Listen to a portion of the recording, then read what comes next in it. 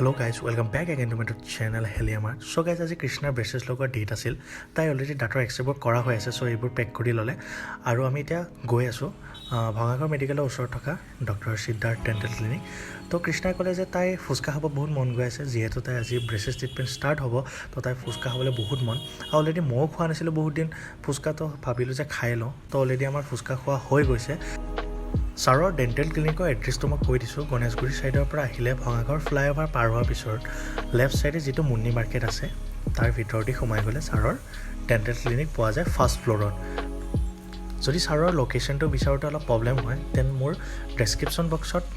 Google মেপৰ address দিয়া আছে আৰু লগতে ফোন নম্বৰ দিয়া আছে। আপোনালোকে যদি ইনকেছ আপোনালোকে আহিব খোজে, দেন আপোনালোকে ইয়াতে আহিব পাৰে।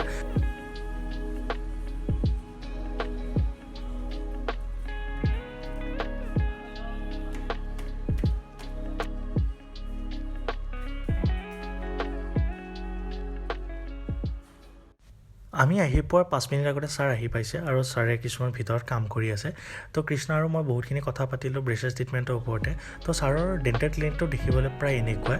ভিতৰত ছাৰৰ ট্ৰিটমেণ্ট চলে আৰু বাহিৰত বহিবলৈ এনেকুৱা চোফা দিয়া আছে। এতিয়া মোৰ ট্ৰিটমেণ্ট ষ্টাৰ্ট হ'ব, মোৰ বহুত ভয় লাগিছে, সেইকাৰণে পানীকে অলপ খাই ল'লোঁ আৰু।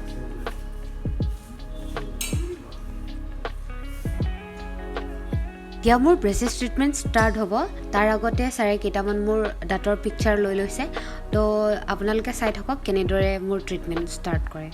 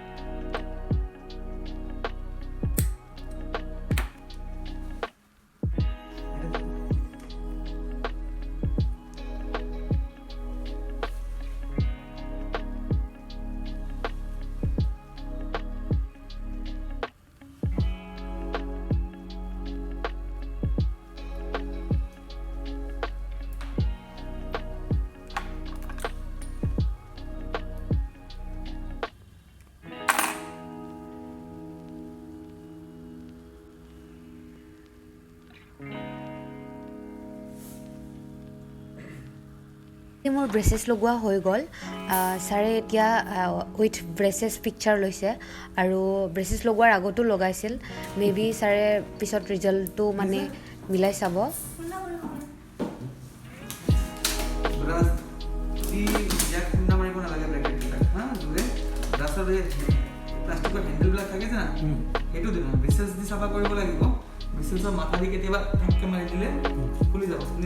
ছাৰক মই কেইটামান ব্ৰেচেছ ৰিগাৰ্ডিং কুৱেশ্যন সুধিব গৈ আছোঁ, তো আপোনালোককো লাগতিয়াল হ'ব পাৰে।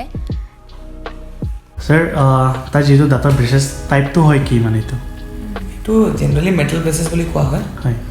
আৰু মেটেল ব্ৰেচেছত বহুত কোৱালিটিজ পায়। সেইটো ডিপেণ্ড কৰে আৰু কষ্ট,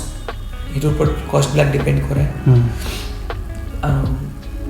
মেটেল ব্ৰেচেছত আৰু কেইটামান কোৱালিটিজ পায়, মানে চেল্ফ লাইগেটিং, সেইবোৰ। কোনটো লগোৱা বেষ্ট? মানে বেষ্ট মানে কি, ইট ইজ অল গুড। তুমি এইটো লগোৱাত তথাপি ঠিক আছে। চেল্ফ লাইগেটিং অলপ কষ্ট বেছি পৰে, কিন্তু ৰিজাল্টছত ইমান হেৰি নাহে ডিফাৰেঞ্চটো। কিন্তু কোম্পানী যেনেকৈ ভাল কোৱালিটি ব্ৰেচেছবিলাক লগালে, ব্ৰেকেটছবিলাক মেটেলতে বহুত কোম্পানীজ পায়, ভাল কোৱালিটি লগালে ৰিজাল্টটো ভাল হয় আৰু প্ৰিচাইজ হয়, বস্তুটো একিউৰেট হয়। টোটেল টাইম টোটেল টাইমটো চবৰ কাৰণে বেলেগ তোমাৰতো হয়তো 2.5 ইয়াৰ লাগিব পাৰে তো মানে বহুত দাঁতবিলাক ক্ৰাউডিং আছে তাৰপিছত আমি এটা লেটেষ্ট ষ্টেজত দাঁতটো খৰাব লাগিব পাৰে বিকজ দাঁতটো জাগা নাই আমাক এডজাষ্ট কৰিবৰ কাৰণে তেতিয়া সেই হিচাপত ডিপেণ্ড কৰে ক'ত টাইমটো জেনেৰেলি 1.5 ইয়াৰ কমপ্লিট হৈ গৈছে হয় আৰু এতিয়া নেক্সট কেতিয়া আহিব লাগিব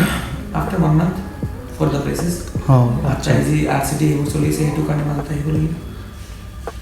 নেক্সট ষ্টেপ তলৰ দাঁতকেইটাৰ কাৰণে নহয় এতিয়া আমি ওপৰটো যেতিয়া অলপ এটা ষ্টেজত পাই যাব এতিয়া বৰ্তমান আমাৰ তলটো লগালে ওপৰ দাঁতকেইটা তলত হিট কৰিব তাৰ কাৰণে আমি খালি ওপৰটো লগাইছোঁ তলটো হিট কৰিব অলপ স্পেচটো বনাই লওঁ আমি তেতিয়া আৰু এতিয়া ওপৰ তলটো একেলগত লগাই দিলে কামটো আমাৰ ওপৰত বেছি আছে অলপ আৰু তলটো লগাই দিলে ডিছকমফৰ্টটো আজিৰ পৰাই ষ্টাৰ্ট হৈ যাব আমি 2-3 মাহ পষ্টপন কৰিব পাৰোঁ ডিছকমফৰ্টটো আজি মই তলটো লগাব লগা হ'লে মই দাঁতকেইটা ওপৰত এটা ফিলিং দিলোহেঁতেন মুখখন পুৰা বন্ধ নহয় এটা দি খাব লাগিব তেতিয়াহ'লে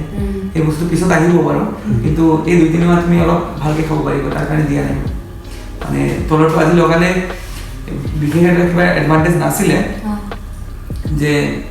তলটোত অলপ কাম কম আছে আমাক 2-3 মাহ পিছত কৰিলেও আমি এণ্ডটো একেলগত শেষ কৰিব পাৰিম এইটো ধৰা তেনেকুৱা ৰেচৰ নিচিনা অলপ স্পীড চলিব পাৰে দৌৰিব পাৰে অলপ 2 ছেকেণ্ড 10 ছেকেণ্ড ৰেষ্ট লৈ দৌৰ মাৰিলে তেনেকুৱা আমি তলটো 2-3 মাহ পিছত লগালেও এণ্ড গৈ আমি একেলগত হৈ পাম বুজি পাইছে না তাৰ কাৰণে তলত দিলে এতিয়া মুখত আৰু কেইটামান প্ৰচেছ বাঢ়ি যাব ডিছকমফৰ্টটো বাঢ়ি যাব আৰু এনেও 2 বছৰ থাকিব ধৰা মিনিমাম তাৰ কাৰণে আজিৰ পৰা ষ্টাৰ্ট দিব খোজা নাই এটলিষ্ট আৰু 2 মাহ খাই থকা এটলিষ্ট ওপৰৰ কামখিনি অলপ আগবাঢ়ি গ'লে তেতিয়া আমি তলৰটো ষ্টাৰ্ট লগাই দিম ঠিক আছে তাৰ আৰু কেইটামান RCTও চলি আছে সেইবিলাকো শেষ হৈ লওক একেলগে আমি বৰ্তমান আজি ষ্টাৰ্ট কৰি দিছোঁ ওপৰটো কিন্তু চবৰ কাৰণে বেলেগ বেলেগ হয় আৰু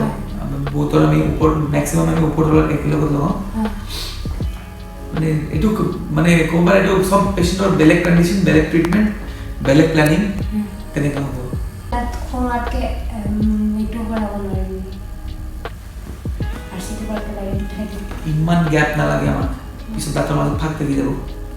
ছাৰ আগৰ দাঁতকেইটা মই সৰু কৰিব নোৱাৰিম অকণমান পাৰা মানে বেছি আমি সৰু মানে কি বগলকেইটা বেছি আছে তোমাৰ দাঁতকেইটা তাৰ কাৰণে অলপ চাইডৰ পৰা আমি কৰিব পাৰোঁ লাগিব পাৰে ট্ৰিটমেণ্টৰ মাজত আৰু যদি বেছি ডিফাৰেঞ্চ কৰিব বিচাৰিছে তোমাৰ দাঁতকেইটাৰ শ্বেপকেইটাৰ কাৰণে তেতিয়া কাৰণে বেলেগ ট্ৰিটমেণ্ট আছে স্পাইন ডিজাইন কৰিব লাগিব আমি বৰ্তমান দাঁতকেইটা টেৰামেৰাটো চিধা কৰি দিম কিন্তু দাঁতত তোমাৰ যোনটো শ্বেপ আছে বা চাইজ আছে সেইটোৱে থাকিব দাঁতৰ শ্বেপ আৰু চাইজটো চেঞ্জ কৰিবলৈ হ'লে আমাক স্মাইল ডিজাইন কৰিব লাগিব এতিয়া মানে খোৱা লোৱাটো চফ্ট খোৱা খাবা বেছি টান ক্ৰিস্পি নাটছ যেনেকুৱা হয় ভাজা বুট সেইবিলাক টান যেনেকুৱা মটৰ চটৰ ভাজা মটৰ চানাচুৰ সেইবোৰ খাব নালাগে ঠিক আছে তাৰপিছত আৰু কি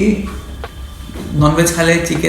চিকেনৰ বোন চোন এইবিলাক চিউ নকৰিবা এই ব্ৰেকেটছবিলাক খুলি যাব পাৰে কিবা খুন্দা খালে তাৰ পৰা আৰু খোৱাটো নৰ্মেল খাবা মানে ৰুটি চব্জি ভাত এইবিলাকতো আৰামছে খাব পাৰিবা যেনেকুৱা হাৰ্ড বস্তুবিলাক হয় যে এইবিলাক অলপ এভইড কৰিব লাগে আৰু খাব নালাগে মুখত দাঁতকেইটাত এতিয়া এক্সট্ৰা কেয়াৰ ল'ব লাগিব যে দাঁতৰ মাজত ব্ৰেকেটছৰ মাজত বস্তুবিলাক ফচি যাব নালাগে ঠিক আছে আৰু হাইজিনটো অলপ কেয়াৰ কৰিবই লাগিব মন কৰি ইয়াৰ কাৰণে এটা বেলেগ ব্ৰাছ পায় এইবিলাক বুজাই দিম মই কেনেকৈ কি কৰিব লাগে এইটো কৰিবা আৰু স্পেচিয়েলি মুখখনো চাফা ৰাখিলে হ'ল টান বস্তু খাব নালাগে স্পেচিয়েলি যেনেকুৱা তুমি মধুৰিআম খাই আছা বা আপেল ডাইৰেক্টলি বাইট কৰি খাব নালাগে কাটি খাবা চাকু দি পিচ কৰি সৰু কৰি খাবা খাব মানা কৰা নাই কিন্তু ডাইৰেক্ট দি খাব নালাগে কাটি পিচ কৰি খাব লাগিব ঠিক আছে আৰু ডাঙৰ ডাঙৰ বাইট খাব মানা কৰোঁ আমি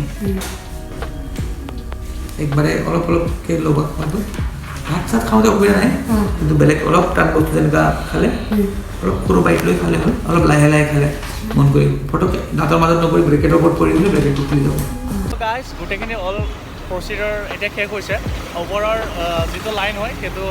হৈ গৈছে আৰু বাছ এতিয়া ইমানেই বাই বাই নেক্সট ব্লগত বাকীখিনি দেখাই আছোঁ তলৰ ফিল আপখিনি থেংক ইউ